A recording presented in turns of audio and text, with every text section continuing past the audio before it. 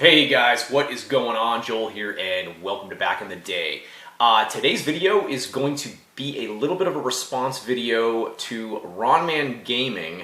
He had done a video, a couple of weeks back, I believe it was like a couple of weeks ago, and it was his top 5 most valuable or most expensive Super Nintendo games. So I figured I would just do it up a little bit. I don't have a whole lot of Super Nintendo games, so I figured I would do my response, but I'm actually going to do my top 5 most expensive NES games. So just make it a little bit of a different flavor on that.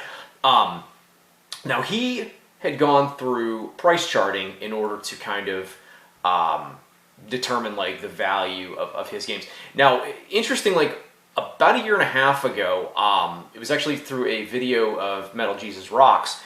I downloaded the app on my phone called GameEye, and it's a really cool little app that allows you to catalog your entire collection, whether it's your peripherals, your games, your systems, things like that. And it uses like eBay price charting, Amazon, all that, and it kind of gives you a roundabout price. And what's really cool is it allows you to select whether it's complete in box, whether it's sealed, whether it's a loose cart, whether you have the cart and the manual, and even the condition. So I think that's a really, really cool option, and it updates so that your pricing is pretty current with the today's market. So I just went through and I was looking at my NES games, and I was trying to determine, okay, well, which games are my top 5 most value. I do have other ones that actually would have been considered more valuable, but I wanted to keep this list. I made a rule for myself, and I'm not including sealed games, because the sealed market that's a completely different monster. I'm noticing, because the market on sealed games now is really going through the roof because of, the stimulus money that was pumped into the economy, and people were just between that and sitting at home having nothing to do. People started buying up more sealed games, even just buying old games in general. I mean, if you notice that the collecting market right now for anything is, really going through the roof, and it's because people are just buying this stuff up. So I am leaving the sealed games out because, like I was going to say, you can take a sealed game it's a shitty game, but because the market has been driven up so much, they're fetching a higher price than a regular complete in box game that's more desirable, which I find to be a little odd, but I mean, hey, the market ebbs and flows the way that it's going to. So what I'm also going to do too is I will leave a link to RonMan's video in my description, so you can check out his top 5 most expensive SNES games. So RonMan, here's to you. Here's the list without further ado. And I did have to write myself a little cheat sheet to make sure of the pricing. So the number 5 game in my collection of expensive, Contra, complete in box. And as of right now, this one is listed as about $204, which, considering I paid $100 for this, so it's been doubled in price over the last, I think I picked this up 2013, maybe 2014, but yeah, that is number 5. Number 4 on this list is actually Ninja Gaiden 3, The Ancient Ship of Doom. This one ranks in at about $220. This one is a full complete in box copy. So yeah, the Ninja Gaiden, I mean, this one was expensive when I bought it. I paid $80 for it, and I mean, I've done the unboxing on this, but I mean, the damage.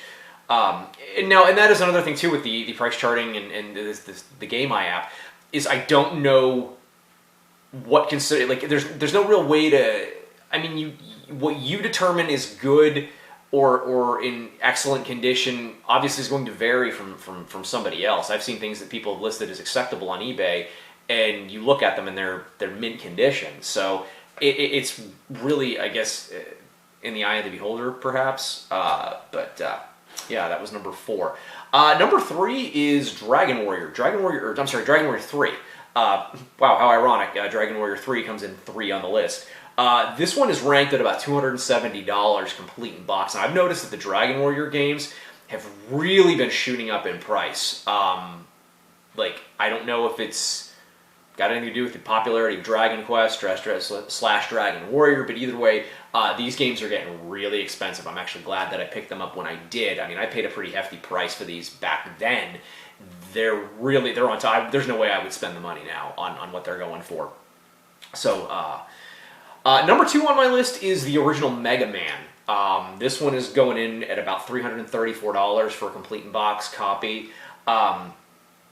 This one it's in pretty good shape. I've seen some better shape ones, but I've also seen some worse shape ones.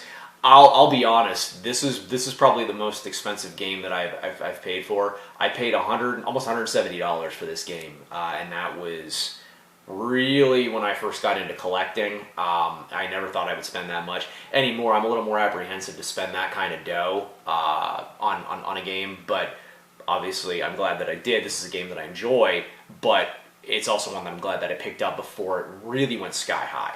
So, and then the number 1 game in my collection this is the absolute most expensive game that I own, is Dragon Warrior 4 complete in box, and this one's coming in at $403.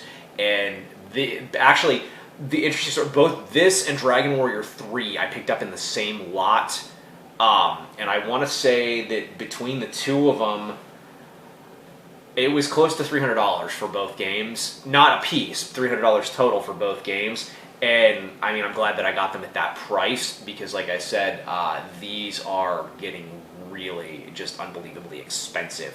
And the nice thing is with both of them are very crisp, very clean copies. I have not seen too many copies that are in the condition that these are in. So I got these for a steal. So yeah, there guys, there we have it. Those are my top 5 NES games. I will probably do a Super Nintendo, top 5 Super Nintendo games. That one I'm going to have to kind of look through my games a little bit more, because like I said, I maybe have no more than 20 Super Nintendo games, so that's going to be a little bit of that list is probably a little more boring too. So anyways guys, hope you enjoyed it. Like I said, I'll leave a link to RonMan's video, and you guys can check that out. And once again, RonMan, thank you for the awesome content that you've been putting out. I have so many other videos. I've got a response video I got to do for retro reminiscence. I've still got Tom. I've still got your video that I got to do. That's going to take some time. I got to dig into my basement and go through some of my old totes, because that one's a real special one that I wanted to do for you. So that being said, here we are on the cusp. We are about a week away from the 4th of July.